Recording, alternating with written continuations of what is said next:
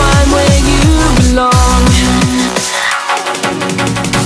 And if you fly just like an angel. So Sam Mccallum has a theory that I have to push less watts up Doy's step to do a similar time as him.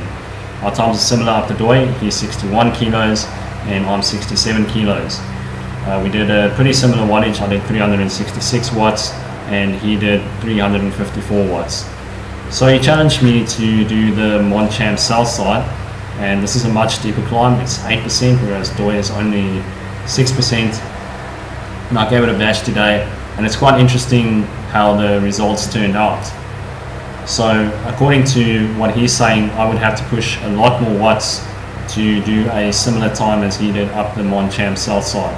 So let's see if that's actually true. So if I scroll down here, there we go, there's Mccallum south side. And we have a look at the leaderboard here. You can see the wattage, and it's an 8% climb, and it's got a really steep section. I think it's right over here, 18% gradient. It's quite an undulating climb. It's got some flatter sections, and then it's got some really steep sections, and then it goes down for a little bit, and then it kicks up again really steep. So you've got a bit of everything here, and you're going to need some proper watts per kilo if you want to go fast at this climb. So what I say is that it's just about the watts per kilo. When you're going uphill, it's just watts per kilo. When you're riding flat, it's a different story, because you can be an 80 kilogram rider and push 400 watts, and you'll be doing the same, more or less the same time as a 100 kilogram rider pushing 400 watts. And the reason for that is you don't have to work against gravity. The only thing you're working against is air resistance. So if you look at the results here, so today I went nearly 2 minutes faster than Sam up the climb, and my wattage was only 16 watts higher. That's not a lot. So let's say, for example, the number is 5 watts per kilo, which it's pretty close to that. That's what he did up here. Sam is 61 kilos. Okay, let's just calculate it and get an exact number. 327 divided by 61 gives us 5.36 watts per kilo.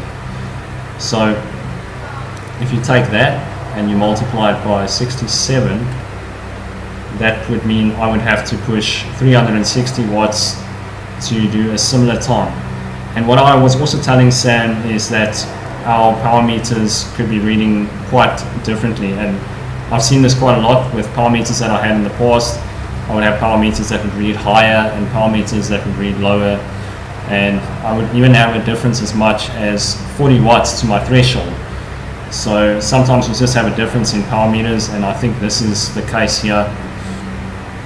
So yeah, it's difficult. You actually need to use the exact same power meter as the other person if you want to compare it. You want to compare apples to apples. You can't compare apples to potatoes, for example. So this is what we see here. Anyway, it was a good ride today. It was 2 hours 50 minutes, 236 normalized power. Let's have a look here. Yeah, 236 normalized power, 127 training stress score. Nothing crazy, only 183 average watts. So a pretty chilled ride. It was just a segment that I gave it some gas on. If we look at the analysis here, I was riding with Pauline, just taking it easy, 140 watts, 2 watts per kilo, just cruising. And here you can see I'm banging it out. And I actually started it quite high. I was starting at like 370 watts, and then in the second half of the climb I just couldn't hold it. Yeah, here you can see the graph. Since it's a pretty undulating climb, it's up and down, up and down. It's very difficult to hold a steady wattage, and you tend to go a higher wattage on the steeper sections and lower wattage on the downhills, which is just the natural kinetic forces that you have there. Pretty good cadence, 85 for the steepness. So yeah, that's just a quick analysis of the Mccallum Southside section. If you like these kind of videos, the Strava analysis videos, give it a thumbs up, and I'll do some more of them. Thanks for watching.